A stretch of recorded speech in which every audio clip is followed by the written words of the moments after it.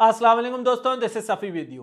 दोस्तों, इस वक्त पूरी दुनिया में जो इकोनॉमिक कंडीशन है उसकी वजह से बेशुमार लोग ऐसे हैं जिनको नौकरियों से निकाल दिया गया। और 2021 में भी हम सब यही सोच रहे हैं कि अगर सिचुएशन और बदतरीन हो गई या इकोनॉमिक डाउनटर्न हो गया तो मजीद लोगों को नौकरियों से निकाल दिया जाएगा। तो दोस्तों, इन सब से बचने के लिए हमें क्या करना चाहिए? क्योंकि देखें, ये जो हालात है ना, इसमें जो लोग अपनी नौकरियां खो रहे हैं वो अपनी परफॉर्मेंस की वजह से नहीं खो रहे, बल्कि कंपनीज जो है वो रीस्ट्रक्चरिंग कर रही हैं या उनके कुछ ऐसे बिजनेस डिसीजंस हैं जिसकी वजह से जो है वो लोगों को नौकरियों से निकाल रहे हैं। देखिए, जब इंसान की नौकरी चली जाती है ना, तो वो इमोशनली और फिजिकली बहुत डिस्टर्ब हो जाता है और बहुत ही बुरा वो फील कर रहा होता है क्योंकि उसने उसकी तैयारी नहीं की हुई होती।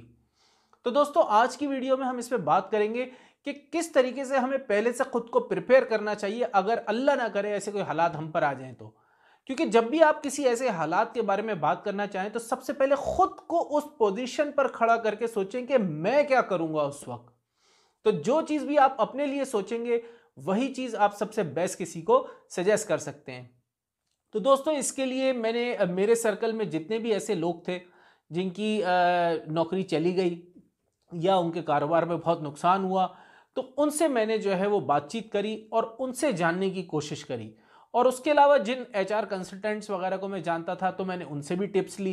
तो उसके बाद मैंने समराइज करके ये पॉइंट जमा किए आपके लिए जो मैं आज आपसे शेयर कर रहा हूँ। उसमें जो सबसे पहली बात थी ना, जब मैंने सबसे पूछा कि यार तुम्हारी नौकरी चली गई तो तुमने कैसा फील किया, तो सबका एक ही टाइप का जवाब था कि वो शॉक्ड हो गए, वो डेवेस्टेटेड हो गए। उनको अंदाजा ही नहीं था कि उनकी जिंदगी में ऐसा हो सकता था। वो बिल्कुल ब्रोकन हो गए और बिल्कुल एंजाइटी में चले गए, परेशान हो गए। तो ज्यादातर का यही जवाब था।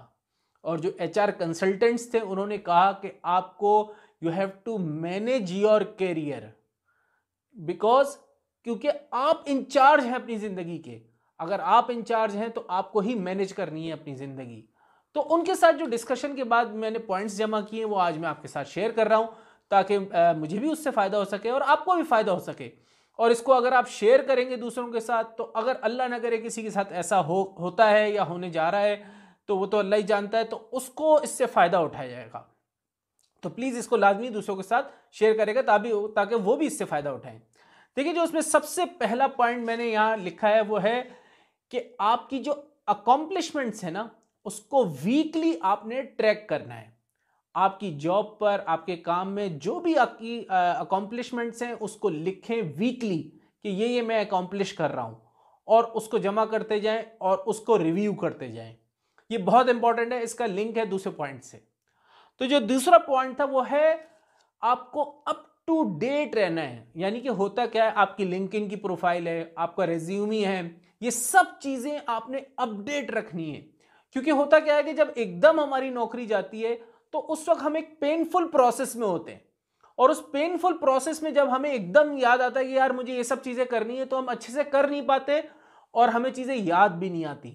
तो आपको अप टू डेट रहना है, अपना लिंक्डइन प्रोफाइल, रेज्यूमे, ये सब चीज अप टू डेट रखनी है। और अपनी अकॉम्प्लिशमेंट्स जो आप वीकली लिखते जा रहे हैं वो आप अपनी प्रोफाइल में अप टू डेट करेंगे, इसलिए अकॉम्प्लिशमेंट्स को लिखना जरूरी है।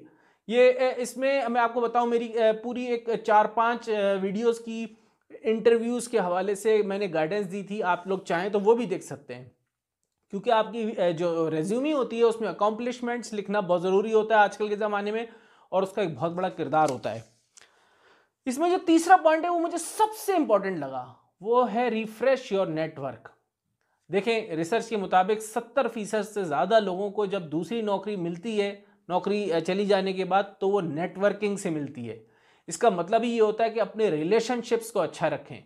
यानी कि जहाँ जहाँ आपके नेटवर्किंग है उन सबको आपने रिफ्रेश करना है, उनसे बातचीत करते रहें, उनसे मिलते रहें और उनके साथ अच्छा सर्कल बना के रखें, अपनी इमेज अच्छी बना के रखें ताकि आपको जब भी ज़रूरत पड़े तो वो लोग अल्लाह के हुक्म से आपके काम आ सके। ये बहुत इंपॉर्टेंट पॉइंट है, मैंने इसको हमेशा ज़िंदगी में देखा है। मुझे याद है जब मैं स्टार्टिंग में सऊदी अरब आया था और यहाँ पे मुझे परेशानी हुई थी अपनी पहले काम में, तो मैं उस वक्त मीज़ान बैंक छोड़ के आया था। तो वहाँ के जो रीजनल हेड से उनसे मेरी बहुत अच्छी रिलेशनशिप थी। मैंने उनको जब कॉल करी उन्होंने कहा सफ़ी तुम्हें जब भी प्रॉब्लम हो वापस आओ, जो तुम आके वापस ज्वाइन कर लेना। तो क्योंकि ये नेटवर्किंग और रिलेशनशिप की बुनियाद पे था। तो मैंने मिसाल आपको दी ताकि आपको बात अच्छे से समझ में आ जाए। उसके बाद मैं आपको बताऊं जो उसके बाद सबसे एक और पॉइंट है, ये है आपको अपना फाइनेंशियल चेक रखना है। देखिए मेरी एक वीडियो थी, उसका टाइटल तो था कि अमीर बनने के तरीके, लेकिन उसमें मैंने जिक्र किया था इमरजेंसी फंड का, जो कि बहुत इंपॉर्टेंट चीज़ थी। आप चाहें तो वो वीडियो भी पूरी देख सकते हैं।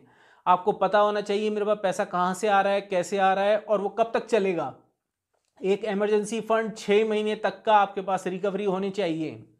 अगर आपके खर्चे 20-25 हज़ार हैं घर के महीने के, तो उसको 6 से मल्टीप्लाई कर लें, जितने पैसे बनते हैं सबसे पहले इतना पैसा बैंक में कहीं इमरजेंसी फंड के तौर पे रख लें, ताकि अगर अल्लाह न करे आपकी जॉब चली जाए तो 6 महीने तक आपका जहन सुकून में रहे कि मेरे घर का खर्चा चलता रहेगा। तो ये बहुत इंपॉर्टेंट है जो कि आपको ये करना है। अब देखें एक बात और याद रखें, देखिए अगर आपकी अल्लाह न करे नौकरी चली जाती है तो कभी भी पैनिक में मत आए, क्योंकि जो रिक्रूटर्स हैं ना उनको भी पता है कि इस वक्त के हालात क्या हैं, और इन हालात के मुताबिक उनको भी पता है कि लोगों की जॉब्स जा रही हैं और ये सब मसले मसाइल हैं। तो थोड़ा वक्त तो लगता है, कभी भी पैनिक में नहीं आए। पैनिक में आ जाएंगे तो जो काम अच्छा करने चाहते हैं वो भी नहीं हो पाएगा। तो दोस्तों ये कुछ गुजारिशात थी आपके सामने। आप देखिए सिर्फ सुनकर भूल जाने से कुछ नहीं होगा, अगर आप इस पर अमल करके रखेंगे तो अल्लाह ना करे कोई ऐसा वक्त आए तो आपको फिर खुशी होगी कि यार देखो मैंने सब करके रखा था, वरना फिर रेगरेट होगा।